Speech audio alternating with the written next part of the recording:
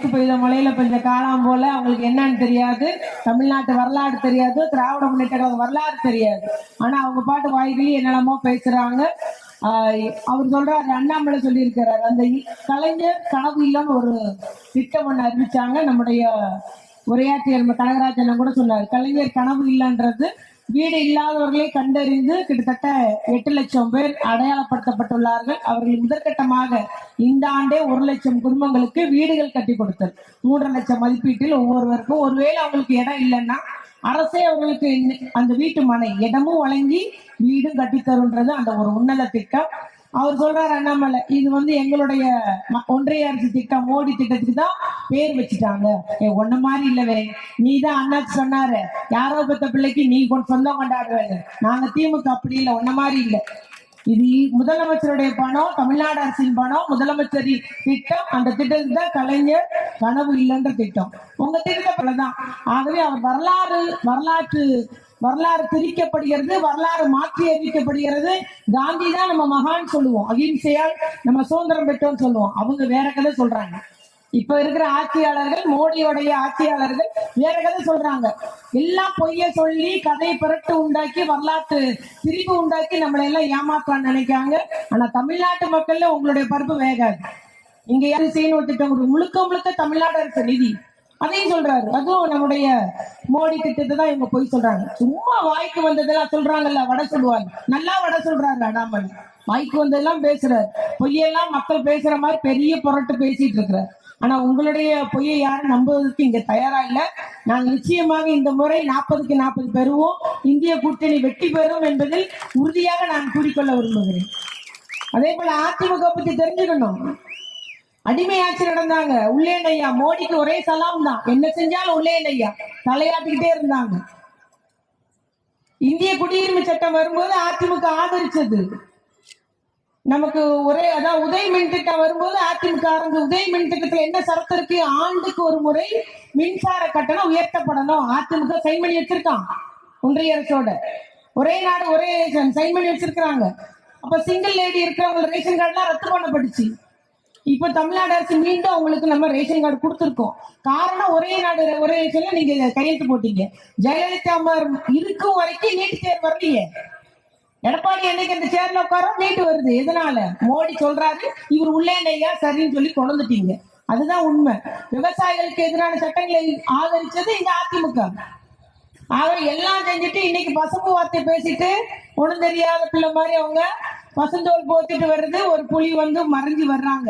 ஆகவே அதிமுகவை நம்முடைய உரிமைகளை அடகு வச்ச கட்சி, நம்மளுடைய தமிழருக்கு எதிரான சட்டங்களுக்கு எல்லாம் கையெழுத்து போட்ட கட்சி. இங்க ஒருத்தருக்கு கூனி குறைகி மோடிக்கு அடிமைய சாசனம் எழுதியவங்க, உள்ளே நெய்ய போட்டவங்க இன்னைக்கு நெஞ்ச நிமித்துட்டு ரொம்ப நல்லவங்க போல பேசிட்டு இருக்கீங்க.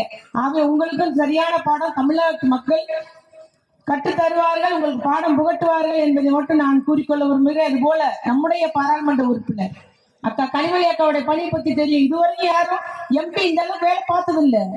எப்பனாலும் நம்முடைய நிகழ்ச்சிக்கு வர்றாங்க, தொண்டருடைய நிகழ்ச்சிக்கு வர்றாங்க, அரசு நிகழ்ச்சிக்கு வர்றாங்க. ஒரு வாரத்துல 4 நாள் அவருடைய தொகுதியிலே இருக்கிறாரு. டெல்லி, சென்னை, தூத்துக்குடியில் நம் தலைவர் அவர்கள் நமக்கு வேட்பாளராக தருவார்கள். நாம் மீண்டும் கடுமையாக வேலை செஞ்சு அவர்களை வெற்றி பெற செய்வோம். உதயசனத்தில் வாக்களை பெற்றுத் தருவோம் என்ற உறுதியையும் நாம் இன்றைய தினத்தில் எடுத்துக்கொள்ள வேண்டும் என்று மட்டும் கூறிக்கொண்டு, ஆகவே இவ்வாறு நம்ம சொல்லிட்டே இருக்கலாம். இந்த தேர்தல் மிக முக்கியமான தேர்தல்.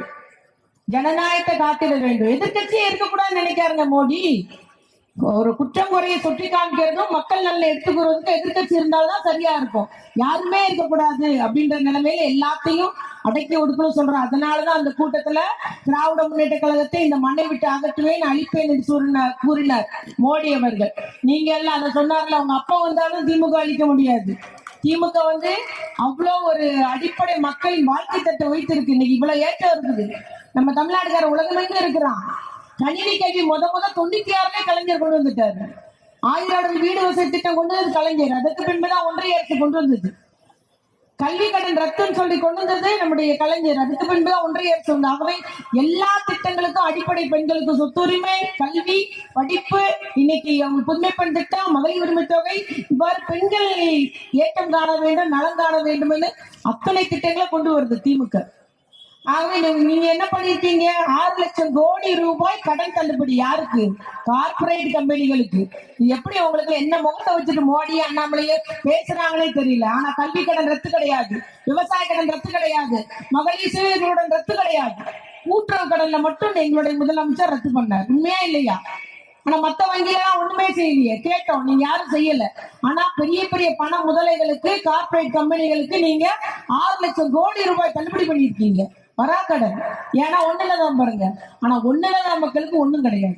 ஆகவே உங்களுடைய ஆட்சி என்பது அண்ணாச்சி முக்கியமானதை மறந்துட்டாரு. இந்த தேர்தல் பத்திரம் பெரிய ஊழல்.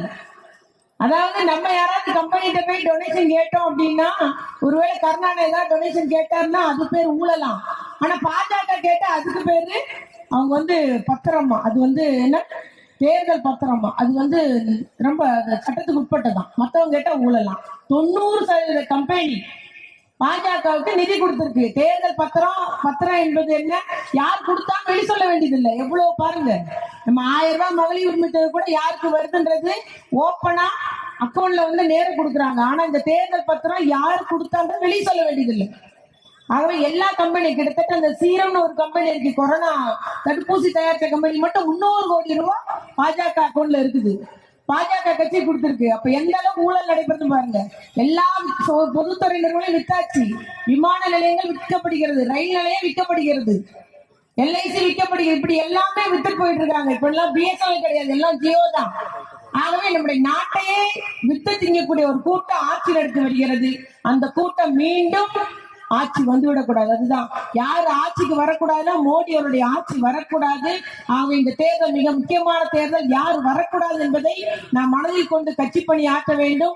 ஜனநாயகத்தை காத்திட நிச்சயமாக இந்தியா கூட்டணி வெற்றி பெற வேண்டும். உறுதியாக இந்தியா கூட்டணி ஆட்சி மத்தியிலே அமையும், ஒன்றியத்தில் அமையும் என்று. பாதகம் செய்பவரை கண்டால் நாம் பயங்கொள்ளலாகாது பாப்பா. மோதி மிதித்து விடு பாப்பா, அவர் முகத்தில் உமிழ்ந்து விடு பாப்பா. அண்மை செய்திகளை உடனுக்குடன் தெரிந்து கொள்ள இணைந்திருங்கள் இயம்நாடு தொலைக்காட்சியுடன்.